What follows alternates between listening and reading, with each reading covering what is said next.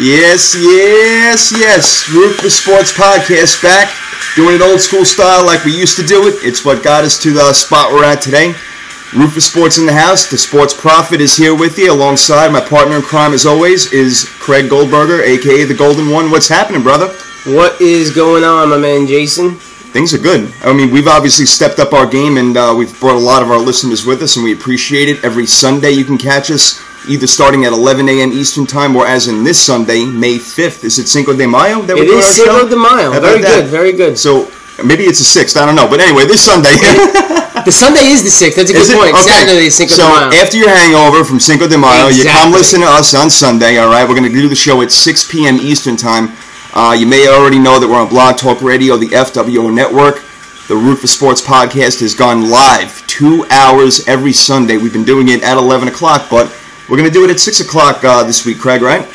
We're going to go for the 6 p.m. route. We figure it'd be a good time to get, finish off the NBA playoffs. You'll have the Knicks Heat wrapping up. All right, wait, hold on. That's your excuse. You're running a marathon. This is the reason why we're doing our show at a later time, okay? So my athletic partner over here is going to be running like Forrest Gump throughout the cities of Manhattan or wherever you're going to be running to. Or Eisenhower Park. Wherever it is. But anyway, that's why we're doing the show at 6, which is absolutely fine with me because one of us has to be in shape, and I'm glad that he's carrying the weight for both of us. But anyway, again, Blog Talk Radio, FWO Network, the Root for Sports podcast, live every Sunday.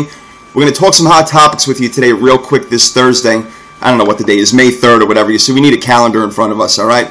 So look, Junior Seau, very unfortunate. I don't want to start the show off on a sad note, but we have to mention real quick and send our condolences out to the family and to all of his friends and his mom. His mom, was crazy watching that. Yeah. That was brutal. The NFL world and everything. It's really sad. And Craig, before I mention a couple of things real quick, I'd like you to kind of tell me what you feel about the player, the person, really what was on your mind when this all went down. Actually, I heard someone describe this particular guy. I hadn't thought of it in this light, but as you know, I am a Brett Favre enthusiast. And my reason for that, for originally even becoming such a fan of Favre, was he played football with an enthusiasm, as your boy Harbaugh would say, unknown to mankind. Basically played the quarterback position like a linebacker would, and just this childlike enthusiasm. And I heard someone make the comparison yesterday, as a result of all of this, that Junior Seau was the defensive version of Brett Favre. Mm-hmm. And when I thought about it, and I thought about the way he used to play, that was a very, very good comparison, because Junior Seau was a madman, and he had tons of enthusiasm, and he was a great leader.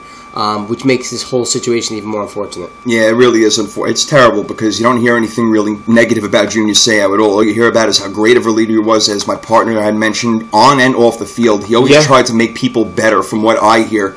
And I hear a lot, but I also want to mention, I know you probably don't know this, Craig, but I met him once. When I was living down in South Florida, on Fort Lauderdale, I had the pleasure of meeting him downstairs in the lobby of my building. He was hanging out with some people. They were, hanging all over him or whatever, and he couldn't be nice to everybody. He had a big smile on his face. He was wearing shorts and flip-flops and a tank top, just like a regular South Florida dude would do. And it was his last year in Miami. Or a SoCal dude. A SoCal dude would do, because he is a true San Diegan. As we know, he moved there when he was 7, from what I believe. But besides the point, I met him for a brief moment, and he was just really nice. He shook my hand, and, he went off and had his fun and did what he did. But it was his last year playing with the Dolphins in 2005 when I had the pleasure of meeting him. And, look, great player, definitely will be missed, and I remember him being the best linebacker of the 90s, no question. As far as, you had Lawrence Taylor in the 80s, you got Ray Lewis in the 2000s, you got in the 1990s, it was Junior Seau, no question. He's quite possibly one of the best linebackers to ever play. Yep. You got, also in the 80s, you had another unfortunate situation, but another great all-time linebacker in Derek Thomas, yes, who passed away before his time, and I think really, if you look at the 4 of those guys, that's like the current era's pantheon of great linebackers is Taylor, Derek Thomas, Junior Seau, and Ray Lewis, right, and maybe even moving on to your boy Patrick Willis or whatever, because he's obviously in that class, and I'm not saying that to schmooze you, no, because we both know I would never do that. No, we certainly know that. But, yeah, I mean, Junior Seau was right up there with the best. And what, 12 Pro Bowls, I think, in 20 years? 12 Pro Bowls, 20 years. Did he win one Super Bowl with the Patriots? No, they lost to the Giants, and ironically enough, they also lost to my team, the 49ers, when he was with the Chargers back in '94. When they got smoked with Steve Young. That was ugly. Well, look, we were an unstoppable team then, so there was nothing that Junior Seau or anybody could do. In spirit, I was. Like angels in the outfield, I was the angel on the 25-yard line, helping Steve Young throw touchdown passes to Rice and Ricky Waters all game long. I got it. That was a pretty special moment for me. But yeah, look, he'll truly be missed. Staying on the football field, or kind of, sort of, really, with the Saints and Bounty Gate and that whole organization just taking a giant step toward really hell. I mean, they were at the top of the world in 2009 after the terrible Katrina incident 4 years prior in 2005. And look, Drew Brees is, MVPs and everything and this and that or whatever. Now, you got basically that entire organization suspended. Even further, Jonathan Vilma. There were 4 players suspended. Jonathan Vilma now gets suspended for the entire season. I'm going to tell you what I think about it all, but Roger Goodell is obviously taking some sort of stance here. Do you agree, disagree? I mean, I know it's a long topic, and we're not going to get really heavy into it today. We'll save it for our show on Sunday, again, 6 p.m. on Blog Talk Radio, but your quick initial thoughts. It's tough. You would think the leadership should take the brunt of it, as they already have. Peyton's gone for the year. Greg Williams might be gone forever. I think there's a bit of a disconnect that Vilma has the same suspension as Sean Payton. That strikes me as a little bit odd. I don't know that... Look, we weren't there. We didn't have any spy cameras. We weren't involved in Spygate or anything like that. So we don't really know exactly what happened. But if the rumors are true and Vilma was offering up $10,000 of his own to knock guys out of the game, then he needs to be held accountable. Mm-hmm. As far as how many games that is, if Sean Payton is 16, then I give Vilma 8. All right, so you think it's too much? Too much. That being said, maybe Payton deserves more, and maybe the 16 is warranted.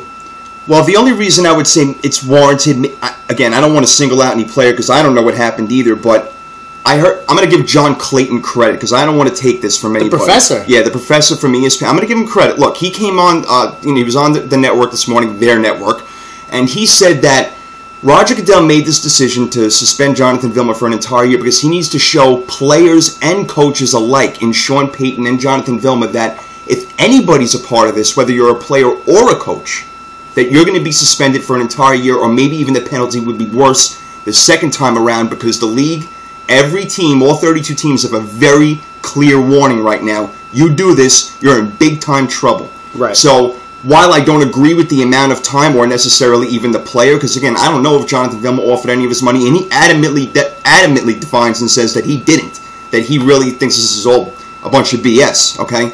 But I get why Roger Goodell did it, because you have to show player and coach that you're all held accountable for this, so I do credit Clayton for that one.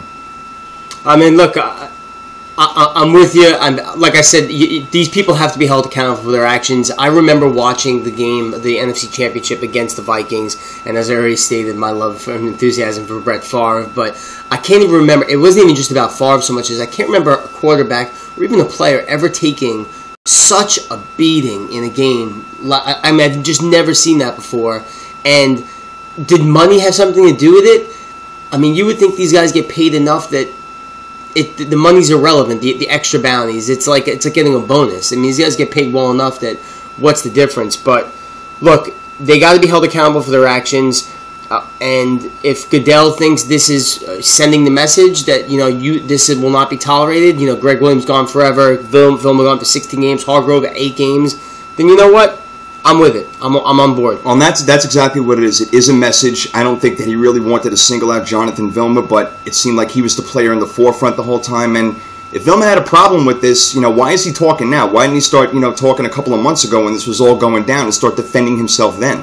Now he just comes out publicly. So it's kind of weird in that respect. But look, either way, Roger Goodell absolutely sent a message, and the NFL seems to make headlines wherever we go all the time. We just had the draft last week, and we're still rocking with it. Before we go, we only have about maybe a minute left with you guys right now because we're going to save all the juicy stuff for Sunday.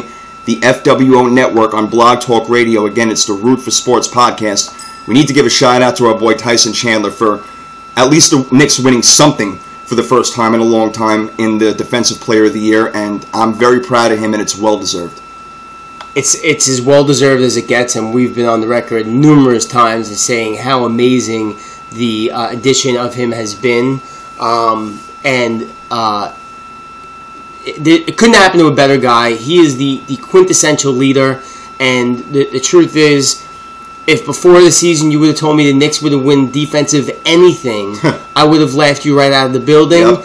And it's amazing that one guy could bring a team from just the opposite of knowing how to play any defense at all to being not a defensive juggernaut. Did I say offense? I meant defense. Yeah, defense. Being a defensive juggernaut that they've kind of become when he's in the lineup. So more props to him. Very happy they got him. Hopefully they'll keep him for a long time. Hopefully he stops bouncing around like he has been the last few years. Yeah, and Knicks players been bouncing in and out of the injury locker room, the disabled list of the basketball. It's been a mess, and the latest one is Amar'e Stoudemire. We're not going to go crazy with it right now. We all know what happened to him with his hand and the mistake that he made. He'll miss tonight's game. But look, after that, we'll see what happens. Look, we'll get into more of Amar'e Stoudemire on Sunday. We'll see what the Knicks and the Heat do. It'll be Game 4 by then, by the time that we are done. So the Knicks can either be swept or going back to Miami, and we'll see. And again, the show is coming up this Sunday, but Craig, we do have a special guest coming on. Why don't you tell them who's coming? We are going to have the queen of New York City basketball, known by Melanie Malik, who was kind enough to, at one point, give us a live interview. We did a little segment on her and the guys she plays ball with. But she's going to be joining us for a little segment on Sunday.